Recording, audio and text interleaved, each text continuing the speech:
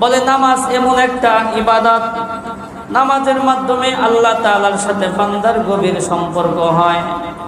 বলে নামাজের মাধ্যমে আল্লাহ তাআলার সাথে যেই সম্পর্কটা হয় এটা অন্য কোনো ইবাদতের মাধ্যমে হয় না।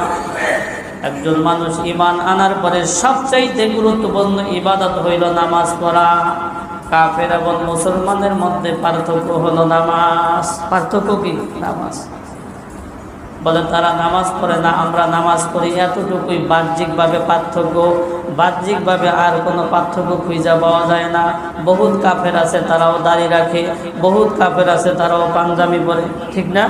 বহুত কাফের ব্যবহার আমাদের মুসলমানদের চাইতে আরো অনেক সুন্দর। তাইলে তাদের মধ্যে আমাদের মধ্যে পার্থক্য হইল কি? বলে পার্থক্য হইল নামাজ। পার্থক্য কি? হাদিসের মধ্যে আছে। তাদের মধ্যে আমাদের মধ্যে পার্থক্য হইল নামাজ। তারা নামাজ পড়ে না, আমরা নামাজ পড়ি।